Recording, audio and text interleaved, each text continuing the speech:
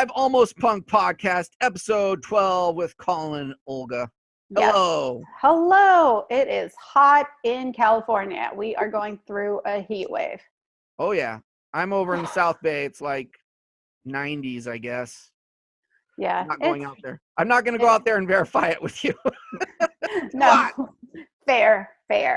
Yes. So today we're going to do the same thing we usually do. Talk about some news, talk about some new releases, talk about things we hate this week. The first one is, I think last episode we were talking about that there was going to be a STEVE Soto birthday party, tribute birthday party.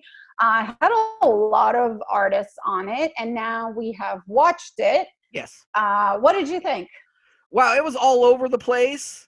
And I think that, let's say you're a friend of STEVE Soto, or you know him, or you're into that scene, then everything makes sense. Mm-hmm. Then there was, for me, I'm just a fan of adolescence, and I like Amoeba. And so it was, for me, just like in that way, it was unorganized and all over the map. There was acoustic, there was punk, pre-recorded. There was pre-recorded, there was live. I mean, it was all over the place. Some stuff was really lo-fi. There was technical problems with one guy just trying to do a PowerPoint presentation or whatever that was that didn't go very well. And then there was the live show at the end that was great. Yes. We'll talk about that more. But anyway, that was it. I just thought, wow, this is all over the place. Yes. And if you were a fan, or you know the person, or you're in the scene, then I would have thought you would have thought it was great, because it was more like a tribute to a dead person than I was expecting. Yeah. I just thought it's just going to be a bunch of bands playing for charity. So I just thought, oh, it'll be short sets and it'll be organized. But no, this was like people were sharing more of a personal stories and stuff like that, which I was not expecting. Yeah, I mean, I didn't know what to expect. I think that seems to be consistent with all these live streams we've been watching. But I think now I do expect all over the place, because that has become a consistent theme of them. So sometimes, like, you'll watch one and there's certain ones that are pre-recorded. There's ones that are from last year at a regular concert. There's things that people are doing in their bedroom. There's people that are in a club, people in their garage, all kinds of things. So that was consistent. I guess I wasn't expecting how much acoustic stuff there was going to be. Yeah. I expected it to be a little bit more energetic. And it was really exciting to have this program to watch on a Saturday night, because there's a lot of things, and I think it went on for a couple hours, like 2 hours or so. And Bad Cop definitely was the highlight for me. Oh God, yes. Yeah, they actually played with their whole band, and it was all plugged in, and it was energetic and awesome. So that I was really impressed with that. And everybody else, everybody else did the best they could given the setup and the circumstances. It was enjoyable. Because I'm critical and we're talking about it. Mm-hmm. I still feel like a jerk, though. This is a tribute concert for charity for a dead person, yeah. And then I'm upset watching it. Like, this is canned. This is like karaoke, I didn't like the sound, because they would have like lo-fi performances with professionally recorded lyrics on top. So you could hear there was, I don't know all the effects they use for vocals, but I'll just say there was like chorus and delay and reverb, and it did not fit the vibe at all. Yeah. Their lo-fi acoustic stuff. I was like, this sounds too professional, but it's not good. So, but then I feel like a jerk, but that's typical. So when Bad Cop came out and they had the full stage, and they ripped it. I thought, really, I would personally just preferred a full hour of Bad Cop just playing a set, and they were so good. Yeah, everything that I was complaining about all went away. I was just like, Bad Cop. I went in as like a medium Bad Cop fan. Like, they're good. I like that last album. It's good. But this is they are really good. Yeah, Now, I'm excited out to of my way to see them the next time they come to town. Whereas before it was just like sometimes they're on the bill. They're not the headliner. They're usually in the middle somewhere. Yeah. And I like them. Yeah. So I'm like, good. I'm glad Bad Cops. But now I'm like, no, I'm going to actively see them on purpose now. Yeah. And that's happened infrequently, but it does happen now with these live streams.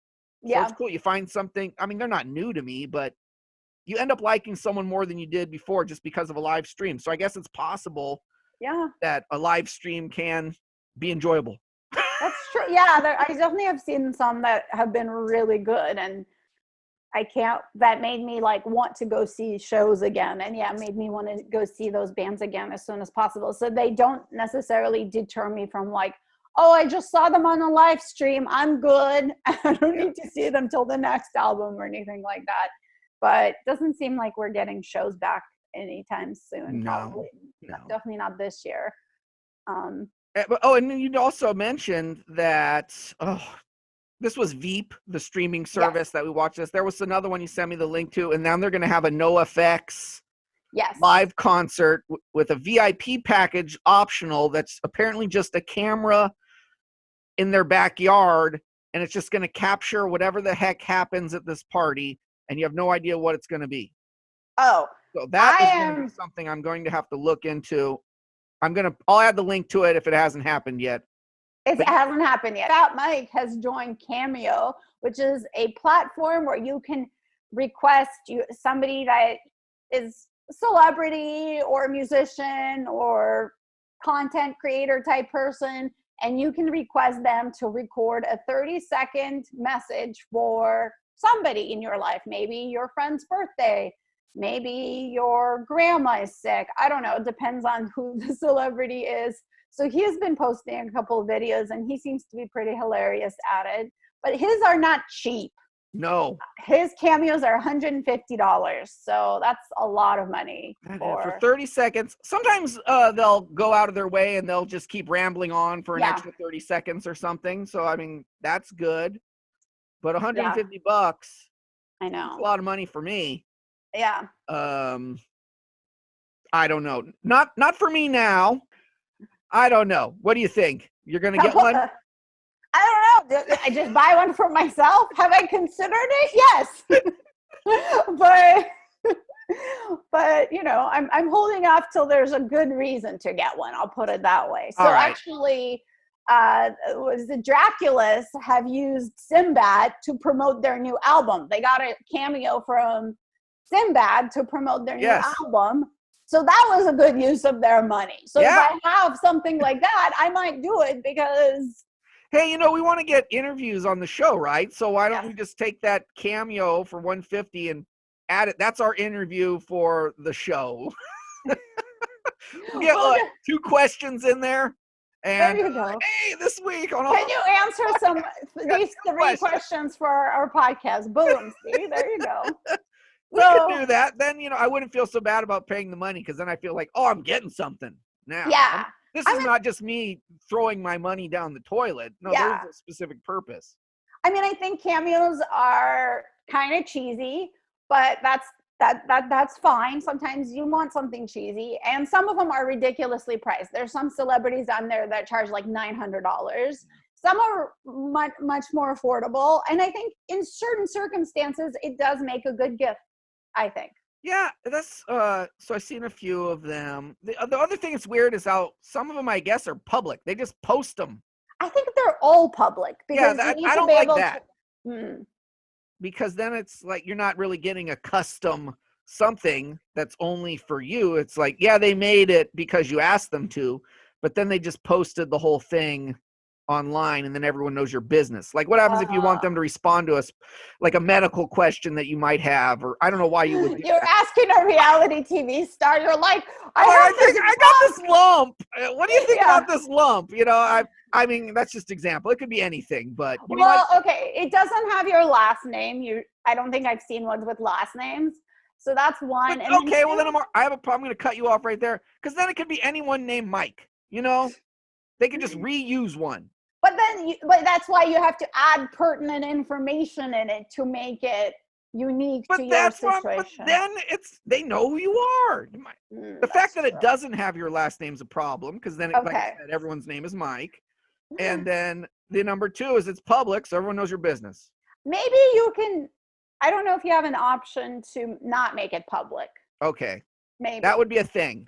That would be a thing. If I ever buy one, I'll pay attention to that. You want the non-public one. Well, maybe. Maybe. I like the option was very good. Yeah. And then I feel like if the artist or celebrity knows it's public, or I guess they already know it's public, I just meant they're less likely to say something entertaining or inflammatory or honest. No, I guess now it doesn't matter. If you're a celebrity on Cameo, you can't really expect it to keep something private. Yeah, what are you going to do? I'm an idiot. You're going to do an expose to like a random fan who paid a couple $100 to be like, what happened with this movie? Like, no. The relationship you have with your daughter these days. Can you tell me all about what went wrong? Yeah, I don't think that's the. I think everything in there is they recorded fully knowing that any fool is going to be able to see it, and that's the whole point. Okay, correct. I don't know. I hope there's more. I hope there's more cool like punk and alternative people on there, because it's mostly reality TV people, and so it's really hard if you want to buy one for somebody. It is really hard to find somebody who they would like if they're not into super mainstream things. Yes. Yeah. I thought it was ridiculous, but now I'm over it now. I think it's fine. Whatever. I used to think, okay, no self-respecting band would be involved in this ridiculousness. This is stupid. And then I realized there's no way to make money. Yes. Real quick.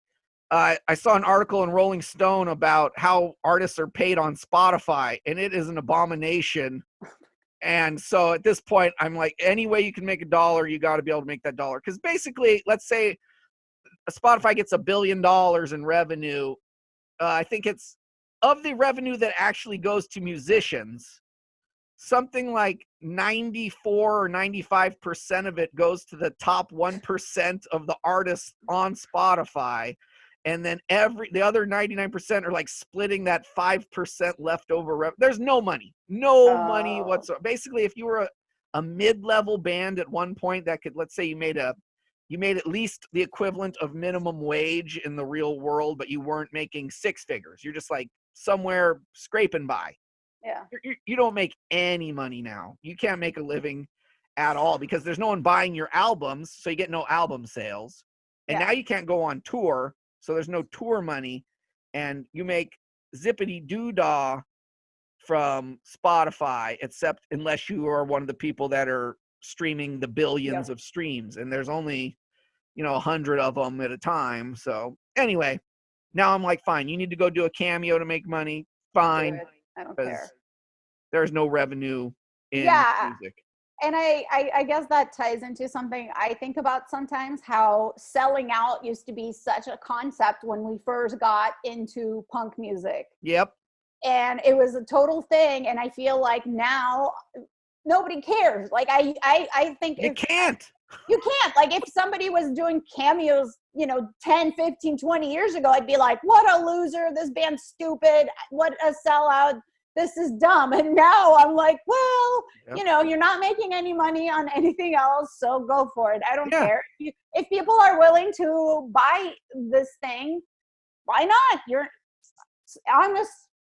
could have been a pop punk band in the mid 90s on a small record label selling like 20,000 copies. Mm-hmm. And, that would be enough to scrape by a life. Mm-hmm. There's no such thing anymore. So what are you going to do? Yeah. So if you want to do commercials for Target, you want to do cameos, you want to, I know, go for it. I mean, that's really what it is. The times really have changed. And it used to be, I don't even think kids now, like, I don't know if teens now would even know what the concept of selling out is. I don't know. Yeah, it'll be a new thing. Yeah. There's got to be something that's over the line. Yeah. It'll be the ad you incorporate into your Instagram feed is too lame. Is that too lame? Yeah. Or That's maybe too lame. if you're doing commercials for like financial institutions, I guess so. maybe like if you're like invest with this company, maybe then people are like, what are you doing? But Our next punk song is called I Hate All People, sponsored by Merrill Lynch. yeah, I could see that being like, I don't know about that. But Yeah. aside from that happening, I guess I would still find that kind of weird and irky, but everything else I'm like, oh, okay, if you want to sell bread or candy bars or tennis shoes, And that's the new punk way to make money, is selling M&Ms door to door. I'm in a punk band, I gotta sell these M&Ms. I get 20% of all gross sales. Speaking of terrible things, Mark Mothersbaugh got COVID. And you sent me the message, and so I go, this was a few days ago when we've delayed. But a few days ago, Mark Mothersbaugh had contracted COVID-19. And, you know, I see people all the time. Well, anyway, people get it, and they'll always say, like the celebrities, oh, it was mild, or I had no symptoms, blah, blah, blah. But this one, now it's been several days later, he almost died. So that was the difference. This is like the first time someone that I knew about and actually paid attention to their artistic output that I respected, like they almost died. And so I was like, oh, wow, I guess, you know, people can die. Like famous people can die. Like it almost happened to this guy. So that was like, probably. He was like nearly in a coma. He was having weird daydreams. He thought that someone hit him over the back of the head with a brick, and that's how he got in the hospital. And he was describing to all the medical people like this attack that happened on him.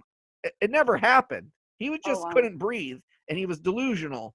But that's what I mean. It was like serious enough where he thinks he's been hit over the head, and he's been in like some sort of attack. Wow. And he's on his deathbed, and he thinks he's bleeding to death. But no, he just couldn't breathe. So, yikes. So he's in recovery apparently. So that's good news. That's good news. Yeah, and I'm sure he probably doesn't have as good of health care as some other famous people that have gotten it. Like I'm sure when Tom Hanks had it, he had the best. Yeah, think about it. If he was someone else, he could be just dead. Yeah, exactly. You don't get they put the tubes down his throat and all that stuff to keep him alive and whatnot. Yikes. Very unfun. DEVO doesn't really get in the mainstream world. DEVO is not even a punk band at all. But back in the day, like the late 70s, early 80s, I remember they had that old stuff like Mongoloid. And that's definitely a punk song. And then their big album with Whip It still has a couple awesome songs like Freedom of Choice and Gates of Steel. So anyway, I like DEVO. I like that album, Freedom of Choice. I can't remember the name of the album. That might be the name of it. But anyway, good stuff. Yeah. I'm glad the guy's recovering. I feel bad he almost died. Yeah, that's terrible. Up next, we're going to talk about some new releases that are recent, since quarantine recent. So the first one is, I found this band from Australia. They're called Cold Meat, and they have a new album. It's called Hot and Flustered. And first of all, I love that it is 10 songs in about 23 minutes. Yes. So they do not mess around.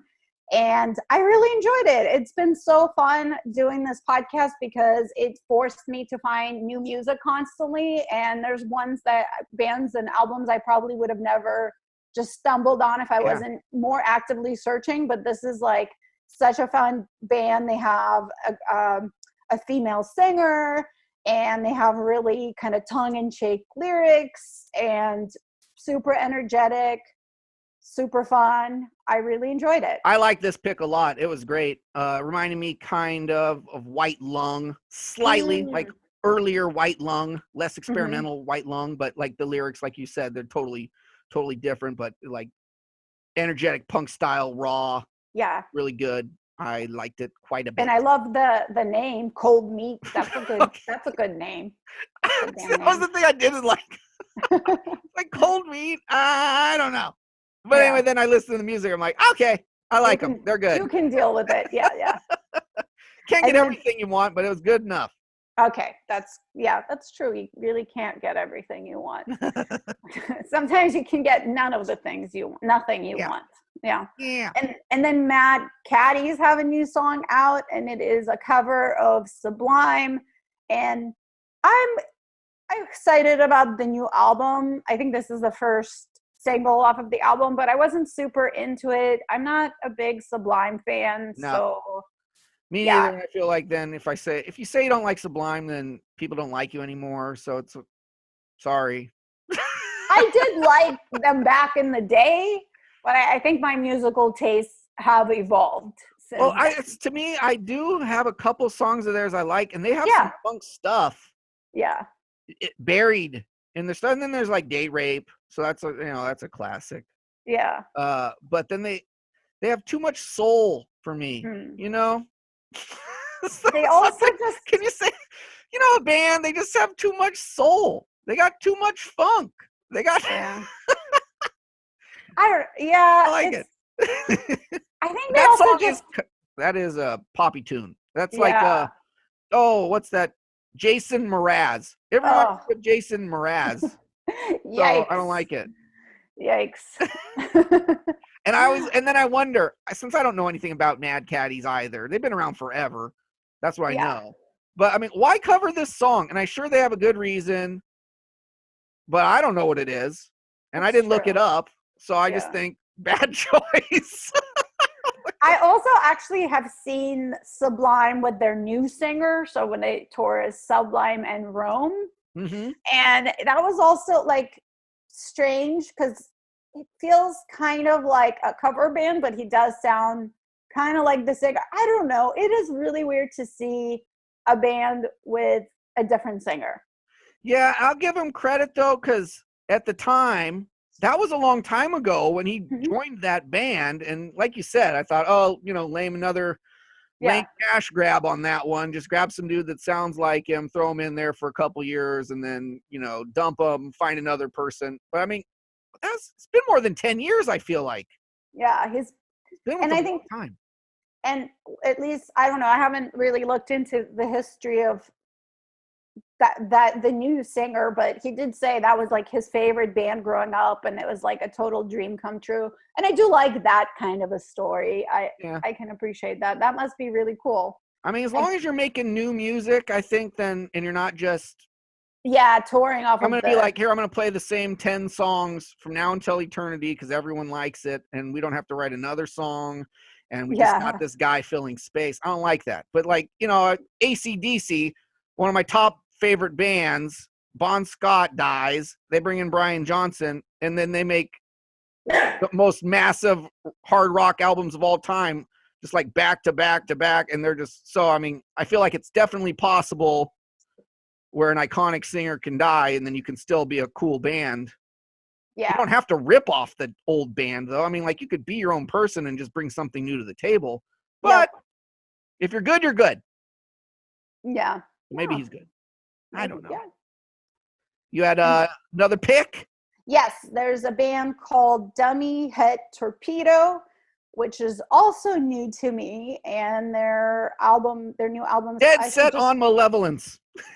yeah, and I thought it was kind of theatrical and technical, and I enjoyed that album. Yeah, I liked it. You said the song that your favorite song off that one was "We Own the Night." I also liked that song. And then something interesting about them and bands like them. I kind of felt a '90s, I don't know, Ooh. not grunge, but a '90s hard rock vibe mixed with the modern punk sound. There's just Okay. something, and I don't know. I need to fully form my thoughts on that. I'm thinking it's a thing.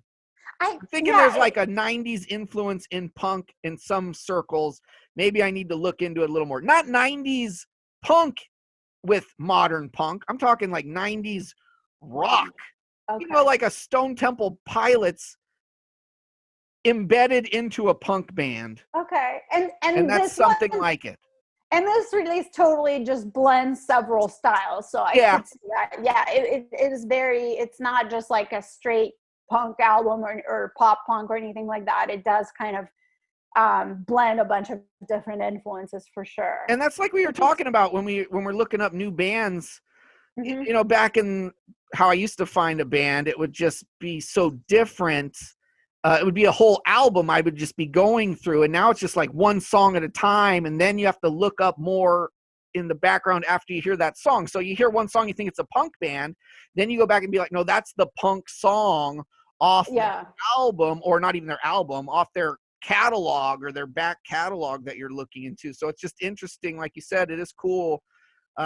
You open your mind to new things, and then you find a band like Dummy Head Torpedo where they have this punk song, and then they also have all this other stuff that's not quite the same. It's still good. I like it. And you find other bands that are like them as well. So it's cool how you go down the river and you're finding new Yeah. stuff along the shore. Yeah. I That's do like cool. that. And And then that's how I found Plasma Canvas. nice. The album is Killer Majestic. The song I chose as my pick of the week was Rot. Again, it does have a 90s rock vibe to it, but this one unmistakably punk rock, like a Bad Religion, Pennywise. I just put them together as the same band a lot of times, even though they're not exactly. Anyway, Plasma Canvas, I didn't even know it. I just heard the song. It was awesome. Apparently it's a 2-piece. They didn't even have a bass player, but it's recorded by Bill Stevenson, who did, he's the drummer for Adolescence, but he also recorded huge bands like Rise Against, like every punk band in the scene, but he's a multi-platinum selling producer in his own right. He recorded this band. It sounds amazing, and I didn't know it until afterward, but they proclaim themselves as the loudest, gayest band on the planet. The singer is a trans female, and they rip. You got to check out the song Rot. It is so good. And even though they didn't have a bass player, and I was listening to the song, like, did they record bass and am I just not hearing it or what? I couldn't figure it out. It still sounds full. Okay. So I say definitely check out Plasma Canvas. Again, they will be a band I will be checking out in real life if real life resumes again. Yeah. When real life resumes again. Oh, So yeah. all in all, a good week for new stuff that we Yeah. found down the river of newness. That's right. And then what is your grudge this week? Oh, my grudge. It's planning. Planning during quarantine. Everything now is with the caveat of quarantine added onto it. Yeah. Just trying to plan things during quarantine. Like, you get tired of being at home, not doing anything. You're cramped up. You're arguing with whoever you happen to be around, stuck 24 hours a day, 7 days a week. And that's if you're lucky enough to have someone to even bother with in the first place. And then, you have to make plans to do something, and then it just turns into a battle, a war. Yeah. It is a nightmare. And not that planning is fun for me in the normal world, but planning in quarantine, even less enjoyable than ever before. Yeah, and then you have to consider sort of like number of COVID cases where you're going, what's even open, what can I do? And then because we're in both live in California, you have to look at air quality, fire situation. Is there electricity where you're going? It becomes a very intense project. That's why I see it when school went back into session and like the college kids are like, forget it, we're just going to party and we don't care. Mm-hmm. And like, I get that, even though it's stupid. It's just because to not do that and to still have a social life requires extensive planning. Yeah. You have to be responsible. You have to line all your ducks in a row and make good decisions. In the meanwhile, you're just like, I just want to party, so. And they're like so low risk. Though. You don't want to be an idiot. So yeah, and then they're like lower risk than other groups, so they're just like they just kill everyone else around them because they don't care. They're like, we'll just kill everyone, whatever. And then my grudge this week is we're talking earlier about how bands don't make money from streaming. They can't tour. Okay, I want to buy band merch to support bands I like.